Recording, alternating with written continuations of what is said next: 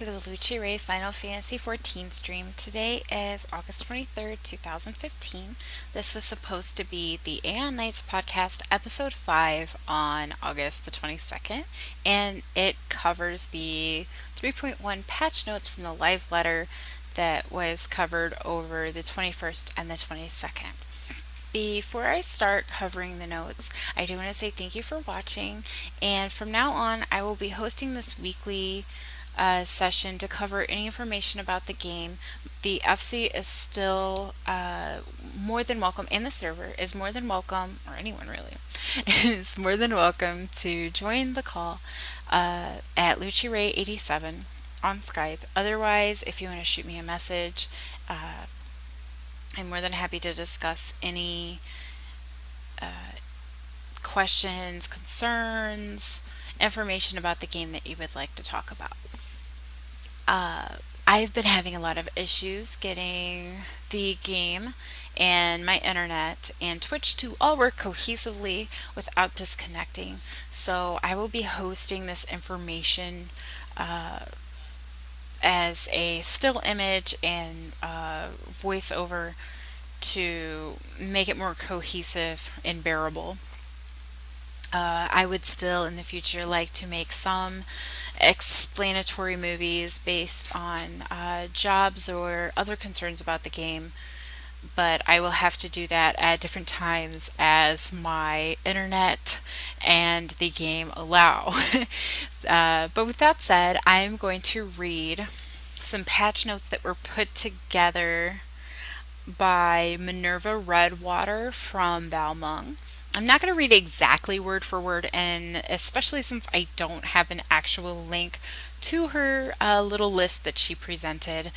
I kind of feel bad, but I mean, she did put her name in it, so she still gets credit. I apologize, I don't actually have the link. It was available for download, so I downloaded it and never saved the link, so I don't know how to find it again.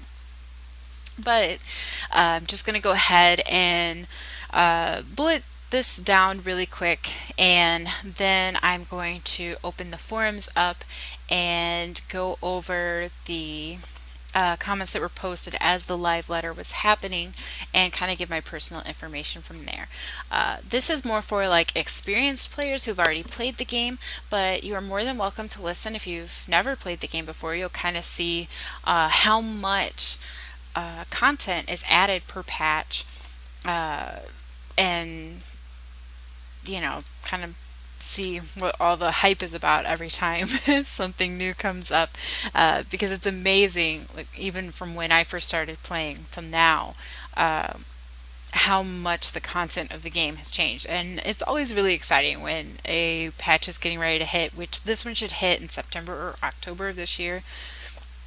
So the producer always goes through and asks questions and gives a rundown of what's coming up. That way we get all hyped up and kind of know what's coming, because sometimes you kind of got to process the information before you just jump into it, because there's so many new things to do. But if you want it short and sweet, I'm just going to read this really quick, and then otherwise, if you want to keep listening, thank you, and I'm going to start going into my little personal doodads after that. Alright, so 3.1 patch notes from the live letter. First section, quests. There will be new main scenario quests added, and quests for the Saint Adalum Scholasticate will be added. The Vanu Vanu Beast Tribe quest will be added. The second part is the battle system development. The new dungeons that will be added will be the Saint Mocane Arbitum and Pharaoh Sirius Hard. We will now be able to gain experience from level 50 dungeons, and the new Alliance raid will be added. It will again be 24 players, very similar to Crystal Tower, and the loot roll format will be similar to World of Darkness. And it's going to be the Void Ark ship. There will also be a new primal battle. They're being very, very hush-hush about it. There will be an expansion of the airship exploration voyage system. Players will get to explore uncharted islands. Multiple parties can be involved, and the concept is to go defeat a lot of mobs. Island exploration airships will also be available to people who are not in an FC. They will be available at the Ishgard landing strip. Also, completion time for duties will be displayed upon completing an instance with undersized party enabled. And there will also be an introduction of the new weapon upgrade system. The third section is the Manderville Golden Saucer. There's going to be new weapons shown for Golden Saucer items. There's going to be new content, including the Lord of Verminion, which is a battle game used with minions. There will be a matchmaking system for it. They are also adding new Triple Triad cards and new NPCs to fight in Triple Triad. They are going to adjust the MGP payouts, and they are going to adjust chocobo racing.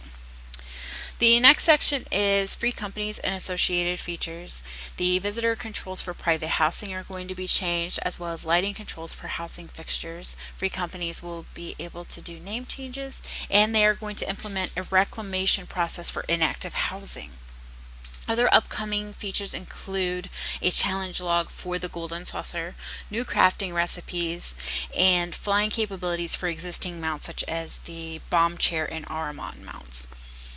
There will also be system changes that are going to come up, and that includes multiple pieces of gear, being able to try on multiple pieces of gear on at the same time.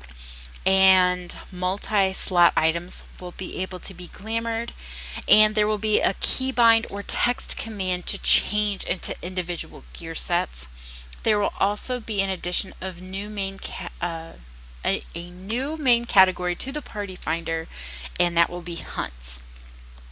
Another thing that they mentioned in the live letter was that the Before the Fall original soundtrack will be available. Moogle Primog's minion code will come with it. It will contain tracks from patches 2.2 to 2.5, and PAX Prime is going to be August 26th and from August 26th to August 31st in Seattle, and the Tokyo Game Show will be held from the 19th to the 20th in Chiba. So again, that was from Minerva Redwater on Balmung. She kind of summarized that for us, so it was a lot easier to read. The only